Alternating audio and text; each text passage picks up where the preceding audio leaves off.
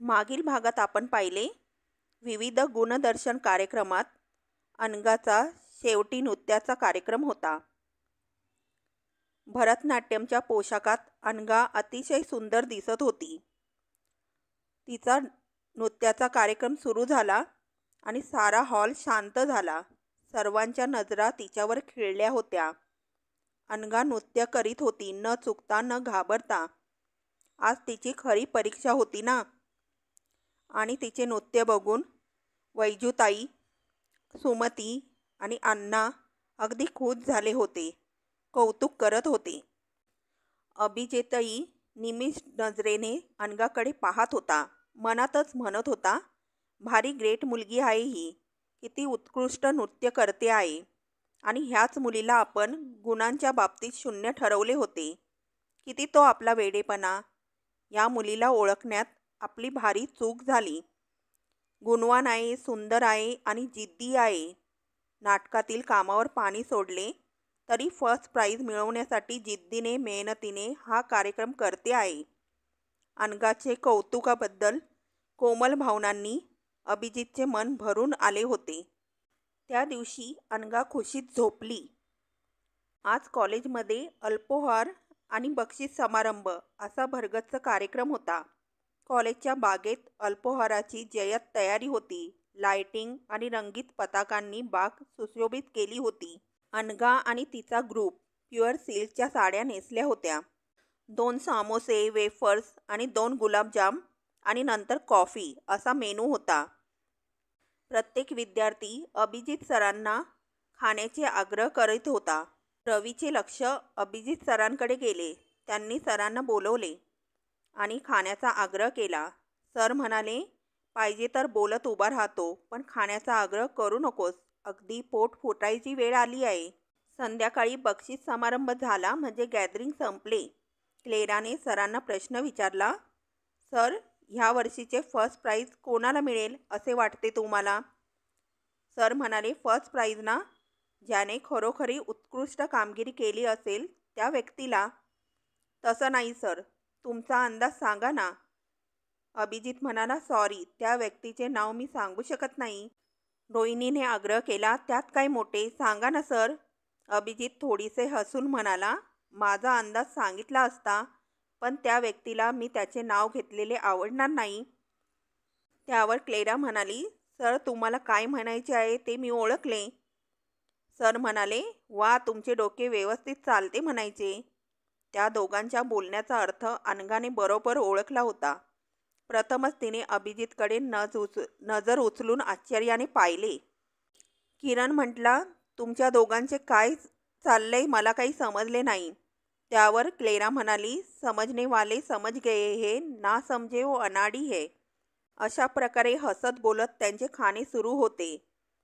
आणि अभिजित म्हणाले, आता मी बाहेर जातो. त्यावर शीला म्हणाली, हे काय सर, आमच्या अनघाचे तुम्ही काहीच घेतले नाही, विसरलात की काय? त्यावर अभिजित म्हणाला, ज्यांनी आग्रह केला होता त्यांचा मी मान राखला, पण ज्यांनी घ्या म्हटलं नाही त्यांचे घ्यायचे म्हणजे त्यामध्ये अपमान नाही का? त्यावर शीला म्हणाली, असं होय. अनघा, काय ग हे तुझे असले मॅनर सोडून वागणे? सरांना काय वाटेल ही मुलगी म्हणजे? चटकन अनघाने पाय मारला आणि ती म्हणाली, घ्या ना थोडे काहीतरी. तिने डिश पुढे केली. अभिजितला हसू आले. त्यांनी तिच्या डिशमधील गुलाबजामुन उचलला आणि म्हणाले, पहिल्यापासून अगदी तिखट बोलणे झाले आहे, तेव्हा शेवट गोड करतो. काही वेळाने तेथे बिंदू आली. ती सरांना आपण जाऊया म्हणू लागली. सर म्हटले, मला अजून वेळ आहे, तुम्ही जा. त्यावर ती म्हटली, काय हो, तुम्हाला विद्यार्थ्यांमध्ये मिक्स होणे आवडते, मला अजिबात आवडत नाही. त्यावर अभिजितही वैतागले.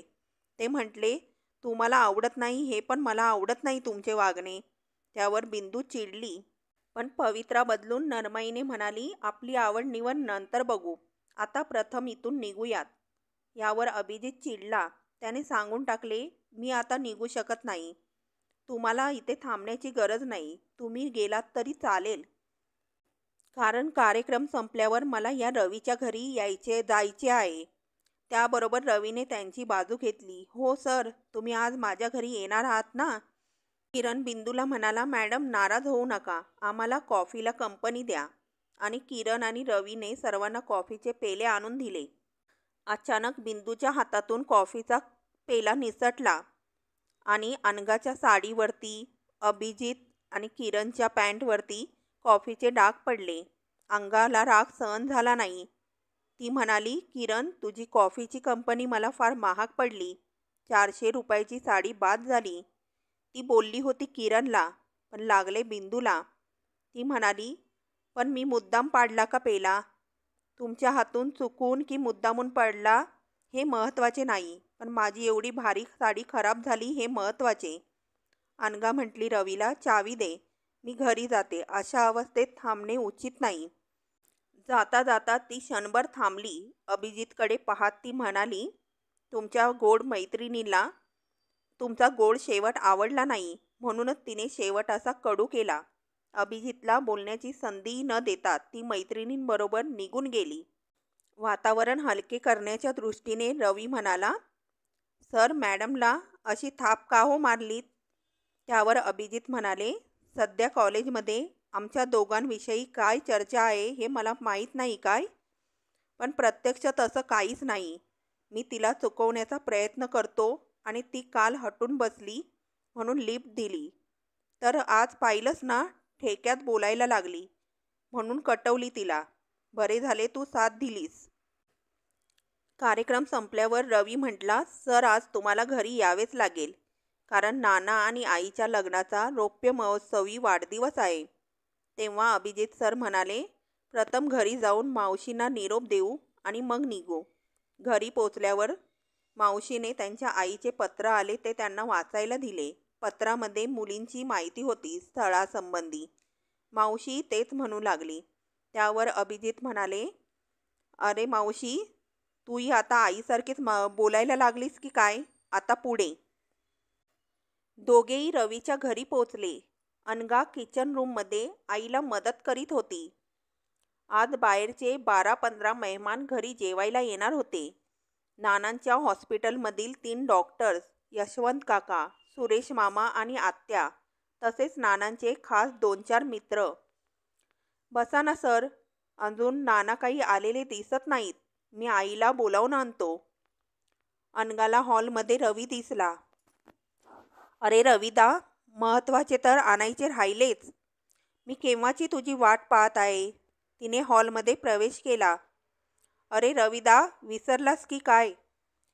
तू रमेशकडे मोठे 2 हार आणि 2 मोठ्या वेण्या करण्याची ऑर्डर दिली आहेस ना? अरे तू मोठी वेणी आणणार म्हणून मी बघ कसा मोठा आंबाडा घातला आहे. रविदाला आंबाडा दाखवण्यासाठी ती थोडी फिरली आणि प्रथमच तिचे लक्ष अगदी कडेच्या खुर्चीवर बसलेल्या अभिजितकडे गेले. ती त्यांच्या या अचानक दर्शनाने कमालीची बावरली, पण प्रसंग सावधान राखून तिने त्याला हात जोडून नमस्ते म्हटले. अभिजितनेही चटकन उठून तिला नमस्काराचे उत्तर दिले. अनु, काका आणि मामा कुठे दिसत नाहीत? बाहेर गेलेत दोघेही, येतील एवढ्यात. ए रविदा, जा ना पटकन, ते हार घेऊन ये. अनु, तू काही कामात नाहीस ना? आता अगदी सर्व तयार आहे. तर तू एक काम कर, सर एकटे बसून बोर होतील. आईला बोलावून त्यांची ओळख करून दे आणि थोडा वेळ बोलत बैस, मी येतो लगेच. रवी निघून गेला. आई, ए आई, इकडे ये. अनघाने तिथून आईला हाक मारली. सुमतीबाई बाहेर आल्या. समोर खुर्चीवर एक रुबाबदार तरुण बसलेला. त्या येताच अभिजित उठून उभा राहिला. ही आमची आई. आणि हे अनघा अडखळली. कशी ओळख करून द्यावी? देशमुख सर म्हणून? छे, क्लेराचा निरोप विसरून कसं चालेल? आई, हे की नाही आपल्या दादाचे रवी सर. तूच ओळख पाहू कोण हे. म्हणजे हे देशमुख सर की काय?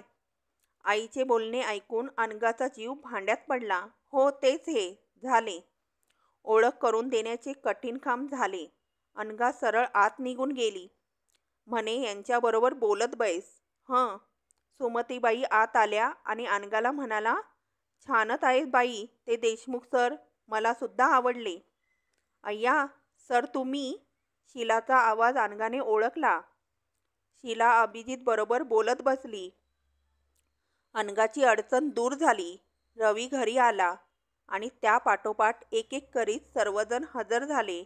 नानांबरोबर कोणी अपरिचित तरुण पाहून रवी बुचकळ्यात पडला. सुमतीबाईंनी आधी ठरवल्याप्रमाणे डायनिंग टेबल काट मारून बाहेरच्या हॉलमध्येच एक पंगत वाढली. रमाबाईंनी पाट मांडण्याची व्यवस्था केली. शीला आणि अनघा दोघींनी मिळून सुंदर रांगोळी काढली. सुवासिक उदबत्त्यांचे झाड 3-4 ठिकाणी लावले. पाने तयार झाली. सर्वजण येऊन पानावर बसले. नानांची अभिजित बरोबर ओळख झाली. नानांच्या एका बाजूला आज त्यांच्याबरोबर आलेला तरुण होता. दुसऱ्या बाजूला नानांनी अभिजितला आग्रहाने बसवून घेतले होते. नानांनी त्यांच्याबरोबर आलेल्या तरुणाची ओळख करून दिली. डॉक्टर अशोक. जेवणाची सुरुवात झाली. अनघा आणि शीला वाढायला सरसावल्या. प्रत्येकाला आग्रहाने वाढत होत्या. अभिजित अजून पहिलेच वाढप खात होता. शीलाने 2-3 वेळा त्यांना आग्रह केला होता, पण त्याने काही एक घेतले नव्हते. नानांच्याही ते लक्षात आले. अनु, अगं इकडे ये वाढायला. यांनी अजून काही घेतलेले नाही. वाढ पाहू जिलेबी. अभिजित अजिजीच्या स्वरात म्हणाला. नाना, मला काहीही नकोय. हेच फार झाले आहे. आज कॉलेजमध्ये अल्पोहार होता ना, त्यामुळे. वा देशमुख, एवढ्याशा खाण्याने पोट भरते? अगं अशी पाहत काय राहिलीस? वाढ पाहू जिलेबी. तुमच्या आग्रह खातत एकच हं? ठीक, एक तर एक. अनु, वाढ त्यांना. आणि अनघाने चटकन 2 जिलेबीचे आकडे वाढले. तिच्याकडे पाहत अभिजित आश्चर्याने म्हणाला, 2? गोड हसून ती म्हणाली, एक नानांच्या आग्रह खातर आणि एक माझ्या. तिचे ते गालास खळी पडणारे हास्य अभिजित एवढ्या जवळून आज प्रथमच पाहत होता. आणि नानांच्या पलीकडे जेवणारा अशोक मनात म्हणत होता, हिच्या या गोड हास्यासाठी 2च काय 2 डझन जिलेबी खाण्याची तयारी आहे आपली. जेवल्यानंतर रवी, किरण आणि अभिजित लगेचच बाहेर पडले. त्यांच्या पाठोपाठ नानांच्या दवाखान्यातील 3 डॉक्टर निघून गेले. शीला आणि अनघा आणि सुमतीबाई जेवायला बसल्या होत्या. नानांनी आत येऊन वाढण्याचे काम सुरू केले. सुमतीबाई घाईने म्हणाल्या, अहो हे काय? आम्ही सर्व जवळच घेऊन बसलो आहो. वाढण्याची आवश्यकता नाही. तुम्ही जाऊन विश्रांती घ्या. आम्हाला एवढे आग्रह करून वाढण्यात आले की त्यासाठी थोडाफार हालचालीची गरज आहे. आणि दुसरे म्हणजे हा असा वाढण्याचा चान्स कधी मिळत नाही. आता तुमच्या तिघींचे जेवण माझ्या हातात आहे. नानांनी एकाच वेळी सुमतीबाईंच्या पानात भाजी, भजी, कोशिंबीर, चटणी, जिलेबी वाढण्यास सुरुवात केली. अहो हे काय? असे वाढायचे असते का? मला तरी असेच वाढणे आवडते फटाफट. नाहीतर तुम्ही बायका. भाजी संपली, वाढा भाजी. आमटी संपली, आणा आमटी. एका पानावर वाढण्यासाठी 4 फेऱ्या मारणार. आपल्याला ते मंजूर नाही. आणि त्यांना पुन्हा वाढायला सुरुवात केली. तिघींच्या पानात सर्व पदार्थ वाढून झाल्यावर ते म्हणाले, आता सावकाश निवांत जेवा. बहुतेक पुन्हा तुम्हाला काही लागणार नाही. तेव्हा आता जाऊ ना. नाना पुढच्या हॉलमध्ये आले. अशोक, घरी जायची घाई आहे का? घाई नाही. मामांना माहीतच आहे मी इथे आलेलो आहे हे. दोघांच्या गप्पा रंगल्या. अशोकने आपली इंटर्नशिप नुकतीच पूर्ण केली होती आणि आता स्वतःचा दवाखाना घालणार होता त्याच्या गावी सोलापूरला. दवाखान्याचे बांधकाम सुरू झाले होते. त्यासंबंधी त्यांची चर्चा सुरू होती. शीला आणि अनघा पुढच्या हॉलमध्ये आल्या. वास्तविक अशोक अनघाची प्रतीक्षा करीत होता. तिची ओळख वाढवण्याची उत्सुकता त्याला लागली होती. नाना, आज तुम्हाला आणि आईला कॉलेजमध्ये यावे लागेल. अरे, आज आणखी काय आहे? नाना, विसरलात की काय?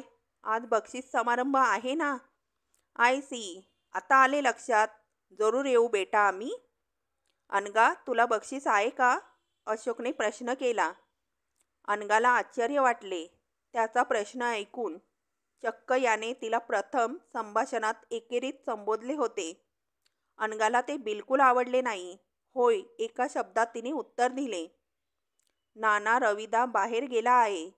कधी येणार हे सुद्धा सांगितले नाही त्याने. तेव्हा आपण आपले बरोबर वेळेत जाऊ. कार्यक्रम 5 वाजता सुरू होणार आहे. त्या दोघी अनघाच्या खोलीत गेल्या. अशोकची घोर निराशा झाली. तिच्यासाठी तर एवढा वेळ इथे थांबला होता ना. त्याने नानाला विचारे, साहेब, मला तुमच्याबरोबर येता येईल का कार्यक्रम पाहण्यास? हो हो, जरूर. रवी निश्चितच तुझी व्यवस्था करेल. 4:30 पर्यंत इथे ये तू. सगळेच मिळून जाऊ. ओके साहेब. नाना ठरल्याप्रमाणे हॉस्पिटलमधून लवकर घरी आले. अनघा सुमतीबाईंची तयारी झालेली होती. रवी काही अजून घरी आला नव्हता. सगळे तयार झाले. अशोकही तेथे येऊन दाखल झाला. सगळेजण नानांच्या कारमधून कॉलेजमध्ये आले. अनघा प्रथम उतरली आणि समोरच रविदाला पाहून आनंदली. अय्या रविदा, तू माझ्या आधी हजर? अनु, चल घाई कर. कार्यक्रम सुरू होण्याच्या बेतात आहे. रवीने आई, अण्णा, अशोक यांना पुढच्या लाईनमध्ये आपल्या शेजारीच बसवले. कार्यक्रम सुरू झाला. स्टेजवरील पडदा हळूहळू वर गेला. स्टेजवर कॉलेजचे प्रिन्सिपॉल, प्रमुख पाहुणे म्हणून आलेले मोठे साहित्यिक आणि अध्यक्ष म्हणून आलेले मंत्री महोदय आपल्या पत्नीसमवेत बसलेले आणि पुढे हसतमुख माईक हातात घेऊन उभा असलेला अभिजित. सफारी सूटमध्ये तो भारी देखणा रुबाबदार दिसत होता. अभिजितने बोलायला सुरुवात केली. प्रथम त्याने प्रमुख पाहुणे आणि अध्यक्ष यांची औपचारिक ओळख करून दिली. त्यानंतर कॉलेज संबंधी थोडे सांगून त्याने गॅदरिंग विद्यार्थ्यांच्या उत्साहामुळे छान पार पडले आणि आता बक्षीस प्रदानाचा कार्यक्रम पाहुण्यांच्या शुभहस्ते होत आहे, त्याबद्दल आनंद व्यक्त केला. पुढे त्याने विद्यार्थ्यांना सूचना दिली. ज्या विद्यार्थ्यांचे नाव पुकारण्यात येईल त्याने शक्यतो लवकर स्टेजवर येऊन आपले बक्षीस स्वीकारावे. सर्वात प्रथम महत्त्वाचे बक्षीस देण्यात येणार आहे. तुम्हा सर्वांना माहीतच आहे, आपल्या कॉलेजमध्ये फर्स्ट प्राइज म्हणून एक महत्त्वाचे बक्षीस असते. ते बक्षीस अशा विद्यार्थ्याला मिळते जो गॅदरिंगच्या संपूर्ण कार्यक्रमात उत्कृष्ट ठरला आहे. त्या बक्षिसासाठी विद्यार्थ्यात चुरस असते, उत्कंठा असते. काही वेळा लहान मोठ्या पैजाही लागतात. ह्या वर्षी ज्या व्यक्तीला हे बक्षीस मिळाले आहे ती व्यक्ती तुमच्या चांगलीच परिचित आहे, कारण ह्या पाठोपाठ 2 वर्ष त्यांनी हा मान मिळवला आहे. त्यावेळी त्यांचा नाटकातील उत्कृष्ट भूमिका केल्याबद्दल ते बक्षीस देण्यात आले होते. पण ह्या वर्षी नाटकातून बाहेर पडून त्यांनी छोटासा कलापूर्ण असा कार्यक्रम सादर केला. त्यांनी केलेले बहारदार भरतनाट्य नृत्य तुम्ही अजून विसरला नसणार. ओळखलेत का? मिस अनघा भोसले. अनघा भोसले यांनी लागोपाठ 3 वर्ष हे फर्स्ट प्राइज मिळवण्याचा बहुमान मिळवला आहे. आजपर्यंत आपल्या कॉलेजमध्ये फर्स्ट प्राइज मिळवण्याची हॅट्रिक झाली नव्हती. कॉलेजच्या रेकॉर्डमध्ये ह्या विक्रमाची नोंद करण्यात आली आहे आणि ह्या त्यांच्या यशाबद्दल कॉलेजकडून त्यांना एक बक्षीसही देण्यात येत आहे. Miss Anagha Bhosle first prize. त्यांच्या क्रिकेटच्या भाषेत मॅन ऑफ द मॅरेज. अभिजितच्या या बोलण्यावर कडाडून टाळ्या पडल्या. अनघा स्टेजवर गेली. तिने फर्स्ट प्राइजची छोटी ढाल स्वीकारली आणि त्यानंतर कॉलेजचे खास बक्षीस म्हणून नटराजची सुंदर मूर्ती देण्यात आली. अनघाने स्मितवदनाने सर्वांना नमस्कार केला आणि ते स्टेजवरून खाली आली.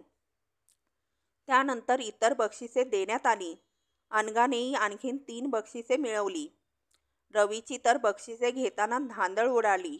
8 बक्षिसे त्याच्या नावावर होती ना. टाळ्यांचा वर्षाव होता. बहीण भावांचे कौतुक होत होते.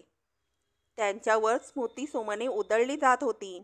नाना आणि सुमतीबाई यांच्या आनंदाला पारावर नव्हता. आज लग्नाच्या रौप्य महोत्सवी दिनी त्यांच्या मुलांचे यश पाहून दोघेही भारी खुश झाले, आनंदले, कृतार्थ झाले. डझनांनी बक्षिसे घेणाऱ्या आपल्या 2 मुलांकडे कौतुकाने वात्सल्याने पाहत होते. प्रमुख पाहुण्यांनी नंतर आपल्या छोट्याशा भाषणात कॉलेजमधील निम्मी बक्षिसे भोसले बंधू भगिनींनी घेतल्याचे कौतुकाने सांगितले. कार्यक्रम संपला. डॉक्टर अशोक रवीचा आणि अनघाचा पराक्रम पाहून थक्क झाला होता. त्याला अनघा आता खूप खूप आवडू लागली. सर्वांच्या बरोबर अशोक घरी आला. आत्तापर्यंत अनघाचे अभिनंदन करायला त्या दृष्टीने खास वेळ मिळाला नव्हता. अशोकने प्रथम रवीचा हात हातात घेऊन अभिनंदन केले आणि त्यानंतर अनघाचा हात स्वतःहून हातात घेत तो म्हणाला, अनघा, तुझ्या ह्या अद्वितीय पराक्रमाबद्दल हार्दिक अभिनंदन. ओ थँक्यू मिस्टर अशोक, म्हणत अनघाने आपला हात सोडवून घेतला. तिला अशोकचे हे वागणे आवडले नव्हते, पण तिने तसे दर्शवले नाही. सुमतीबाईंनी दोन्ही मुलांना आपापली बक्षिसे देवाऱ्यापुढे मांडायला सांगितली. त्यांनी देवापुढे दिवा लावला, साखर ठेवली आणि मनोमन आळवणी केली. माझ्या या दोन्ही गुणी मुलांना असेच प्रगतीपथावर ठेव. अशोक निघून गेला. जेवणे झाल्यावर रवीने अनघाला विचारले, अनु, झोपायला जाणार आहेस का? नाही रे रविदा, आज अजून झोपच येईना झाली. का ग? ज्या फर्स्ट प्राईजसाठी तुझी तहानभूक झोप गेली होती ते आता मिळाले आहे ना? खरेच अनु, मला फार फार आनंद झाला आहे. अनु, बैस इथे, मी आलोच. रवी निघून गेला. अनघाने हळू आवाजात टेप रेकॉर्डर सुरू केला. तिच्या आवडत्या मुकेशची गाण्याची कॅसेट लावली. झूम झूम के नाचो आज, गाओ खुशी के गीत हो. तोच फोनची रिंग वाजली. आला हॉस्पिटलमधून फोन. तिला पूर्ण विश्वास होता. रात्री 10 वाजता फोन येणार म्हणजे नानांचाच. तिने फोन उचलला. Hello, Anagha speaking. मी अभिजित बोलतो आहे. क्षणभर अनघाचा विश्वास बसला नाही. मला रवीबरोबर बोलायचे आहे. रवी झोपला आहे काय? नाही, मी बोलवते त्याला. प्लीज 1 मिनटं. फोन प्रथम तुम्ही घेतला आहे तेव्हा मिनिटभर तुमच्याबरोबर बोललं तर चालेल काय? अनघा गोंधळली. हो, पण एवढ्या रात्री रविदाला फोन केलात, काही विशेष आहे का? अभिजित हसला. विशेष? ते आमच्याकडे काय असणार, तुमच्याकडेच खास. आज व्यक्तिशः तुमचे दोघांचे अभिनंदन केले नाही. म्हटलं कार्यक्रम संपल्यानंतर लगेचच तुम्ही गेलात ना, त्यामुळे काहीतरी चुकल्यासारखं वाटत होते. आजचा दिवस तो आजचाच. उद्या अभिनंदन करण्यात काय अर्थ? म्हटले आता प्रत्यक्ष नाही तरी फोनवर. मिस, आज स्टेजवर तुमचे नाव वारंवार मला घ्यावे लागले. तुम्हाला राग तर आला नाही ना? मला माहीत आहे मी तुमचे नाव घेतलेले तुम्हाला आवडत नाही, पण तेव्हा मी एक प्रोफेसर होतो. आता फक्त अभिजित आहे. प्लीज विसरून जा. बरं, तर महत्त्वाचे म्हणजे हार्दिक अभिनंदन. अनघाला त्याच्या सर्व बोलण्याचे हसू येत होते. ती चटकन म्हणाली, ओ हो, मी आपली फार आभारी आहे मिस्टर यू. तिचे हे मिस्टर यू ऐकून अभिजित दिलखुलास हसला. त्यावेळचे त्यांचे हे हास्य तिला मोहक वाटले. रविदा येत आहे, त्याला मी फोन देते. नकळत सरावाने ती बोलून गेली. Bye, good night. पलीकडून प्रतिसाद आला. Good night, bye bye. रविदा, तुझा फोन. रवीने फोन घेतला आणि तो आश्चर्याने म्हणाला, ओ सर, तुम्ही? अच्छा, एवढ्यासाठी फोन केलात? Thank you, good night. रवीने फोन ठेवला. रविदा, झोप आली बाबा आता, मी जाते झोपायला. रवीला आश्चर्य वाटलं. अरे, आता 5 मिनिटांपूर्वी तुला झोप येत नव्हती आणि आता झोपायला निघालीस? जादूची कांडी वगैरे आहे की काय तुझ्याकडे? काहीतरी तुझे रविदा. खरंच रे, आता झोपावे वाटते. ठीक, तर मी सुद्धा जातो माझ्या खोलीत, वाचत पडतो थोडा वेळ. अनघाने टेप रेकॉर्डर बंद केला. ती तिच्या रूममध्ये आली. नाईट लॅम्प लावून कॉटवर आडवी झाली. अभिजितने केलेले अभिनंदन ऐकून तिला समाधान वाटले. अभिजितचे शाब्दिक अभिनंदन आणि अशोकने केलेले सक्रिय अभिनंदन, किती तफावत होती या विचारात ती झोपी गेली.